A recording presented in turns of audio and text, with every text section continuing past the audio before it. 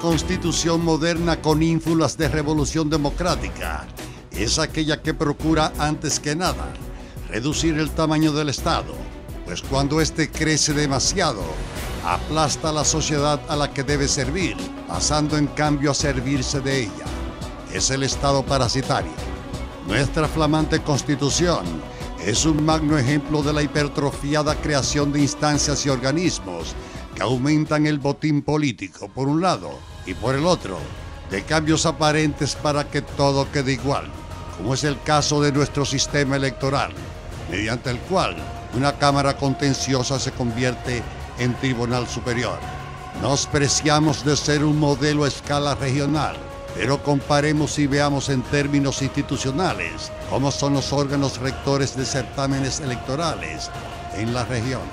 Costa Rica, Tribunal Supremo de Elecciones, estará integrado por 3 magistrados propietarios y 6 suplentes, nombrados por la Corte Suprema de Justicia, por los votos de no menos de los 2/3 del total de sus miembros.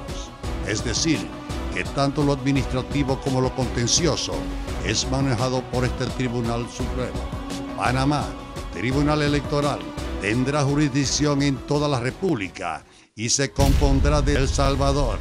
Consejo Central de Elecciones estará formado por 3 miembros elegidos por la Asamblea Legislativa de cada una de las ternas propuestas por los 3 partidos políticos que hayan obtenido mayor número de votos en la última elección presidencial. Habrá 3 miembros suplentes elegidos en la misma forma.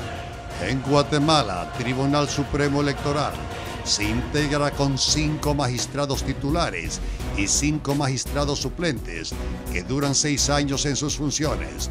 Son electos por el Congreso de la República con el voto favorable de las 2/3 partes del total de diputados. Nicaragua, Consejo Supremo Electoral, está integrado por 5 magistrados con sus respectivos suplentes, elegidos por la Asamblea Nacional de ternas propuestas por el presidente de la República. Honduras, Tribunal Superior Electoral, estará integrado por 3 magistrados propietarios y un suplente, electos por el voto afirmativo de los 2/3 de los votos de la totalidad de los miembros del Congreso Nacional, por un periodo de 5 años. Estará integrado por 3 magistrados propietarios y un suplente, electos por el voto afirmativo de los 2/3 de los votos de la totalidad de los miembros del Congreso Nacional, por un periodo de 5 años. Nuestro sistema electoral es más numeroso que los demás países centroamericanos. Tenemos un presidente, 4 titulares y 5 suplentes por la Junta Central Electoral.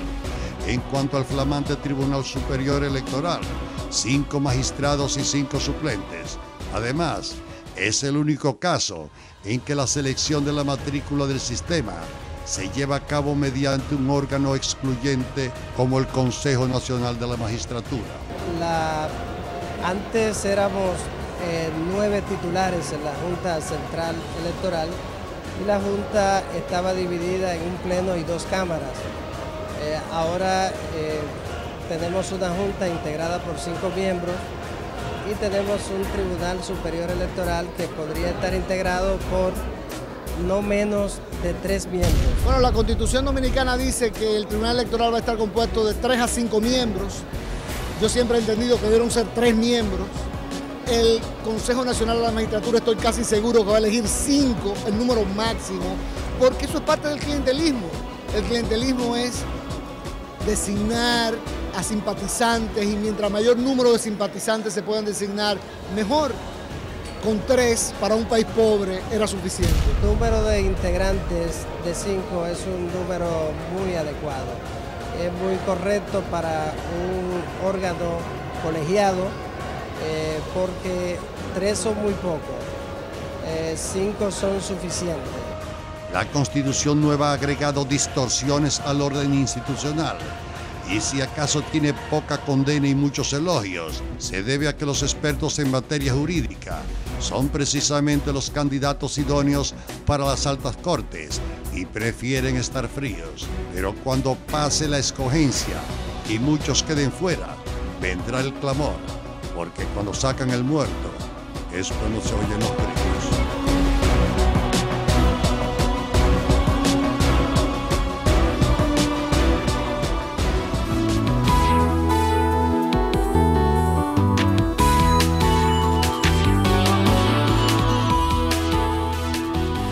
Bien, señores, y para discutir estos temas constitucionales como el que acabamos de ver del Tribunal Superior Electoral y posteriormente el Tribunal Constitucional, nos acompaña el señor Trajano Potentini, presidente de la Fundación Justicia y Transparencia. Buenos días, Trajano. Muy buenos días, Juan, Marte, y mi saludo especial también al país, a esa teleaudiencia que sigue en este domingo esto que es un toque de queda. Sí, bueno, yo quisiera comenzar por un hecho, porque como hemos visto, siempre se vendió que la nueva Constitución era un gran paso de avance, una revolución democrática. Y a mí me gustaría, en términos institucionales, hacer una comparación, por ejemplo, con Centroamérica.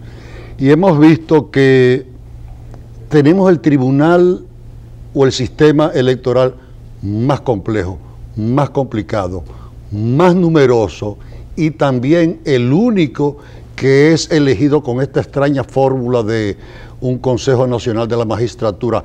En todos esos países mayormente son elegidos por el Congreso, como debe ser, porque son la mayor representación geográfica.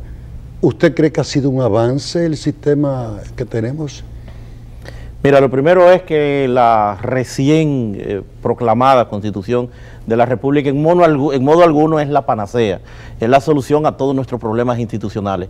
Lo que sí hay que reconocer es que la misma supera con creces la anterior y obsoleta Constitución que teníamos, que era el esquema de la Constitución Balaguer de 1966, con dos escasas modificaciones que en modo alguno profundizaban, salvo en el aspecto en 1994, donde se creó el Consejo Nacional de la Magistratura como órgano en capacidad de, en este caso, de nombrar estas altas cortes, estos altos funcionarios, como existe en otros países.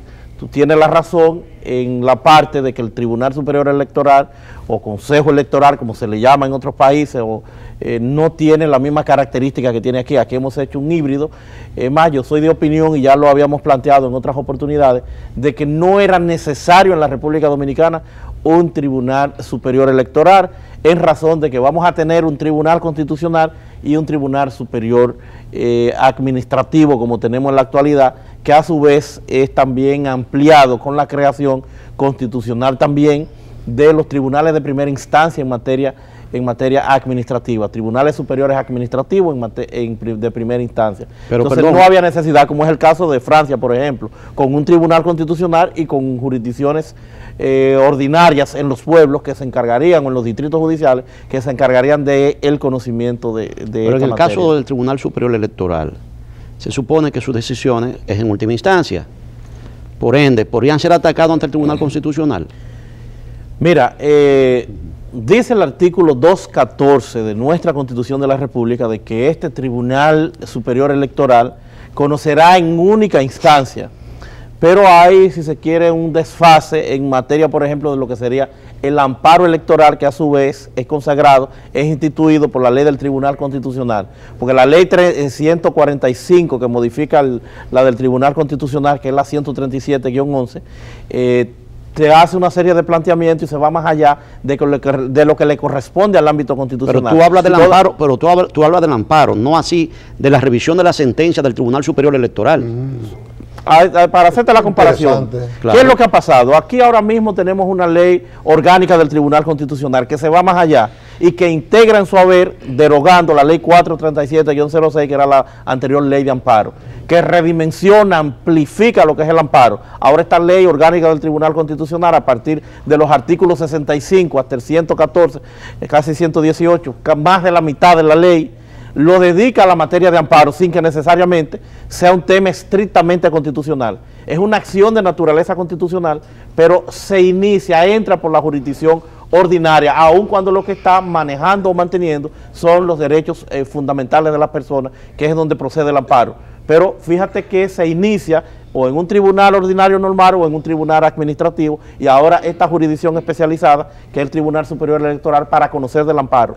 Si técnica y teóricamente hay un desfase, que quien tendrá que manejar o conocer será el Tribunal Constitucional en su oportunidad, porque si son sentencias en única instancia, la del Tribunal Superior Electoral, no sería entonces revisable como regla general lo que es entonces el amparo electoral una vez se dé en ese tribunal para ir al Tribunal Constitucional. Es uno de los desfases, otro gran desfase que hay también con esa jurisdicción, para darte la razón, Juan, y es que en los pueblos tendrían que fungir, erigiéndose o participando como jueces y partes, ¿quiénes? Las juntas electorales, que tendrán entonces que conocer, en virtud de que la ley orgánica 2911 del Tribunal Superior Electoral le faculta a este tribunal a que le transfiera, que le dé como tribunal. Bueno, pero lo conoce simplemente en primera instancia. Por ende, sería casado en el caso del Tribunal Superior Electoral. Pero se rompe con un principio esencial. Claro.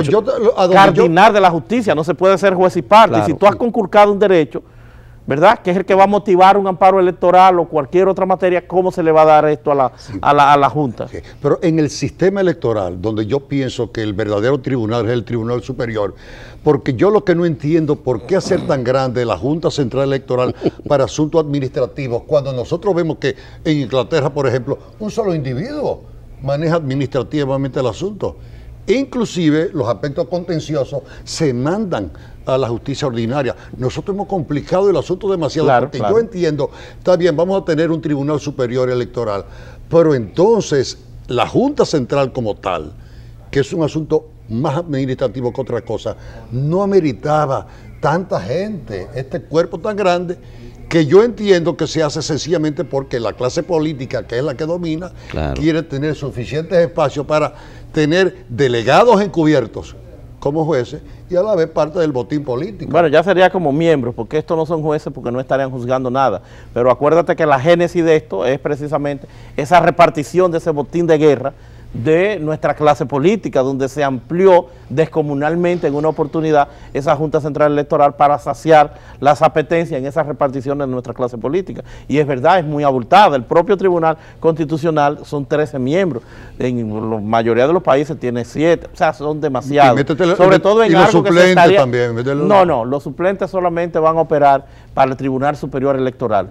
De las altas cortes estaríamos hablando de 16 jueces de Suprema Corte de Justicia, y 13 que eventualmente pudieran ser 17, porque la ley habla de un mínimo de 16 jueces, pero pudieran ser 17 en razón de que hay uno que no podrá operar porque estará en las labores del Consejo del Poder Judicial.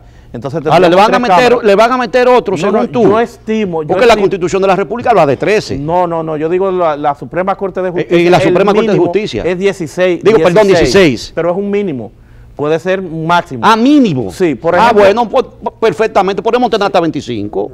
Y yo hasta bien lo veo. No, va a depender de las necesidades y de las salas que haya que ir creando. No, las necesidades políticas. Es que van a, porque siempre fíjate que eran de 3 a 5. Pero metieron 5. En España la Suprema tiene... Donde dice más 30, 40 electoral. Tiene como sí, es verdad. No, sí. Sino que pueden, en este caso, responde a una necesidad, y es que cada cámara está compuesta por 5 jueces. Bueno, entonces... Hay 3 cámaras. Entonces, si hay 15 que están 5 con una cámara, estaría el presidente, que no le toca una labor jurisdiccional, salvo como pleno. Pero entonces viene ahí el inconveniente. Ese que está en el Consejo del Poder Judicial no tiene labor jurisdiccional. O sea, ese está impedido de estar operando. Entonces se quedaría una cámara coja. ¿Dónde vamos a llevar esos 13 jueces del Tribunal Constitucional? ¿Y dónde está la partida del presupuesto? Tú me vas a contestar eso, pero después de la pausa.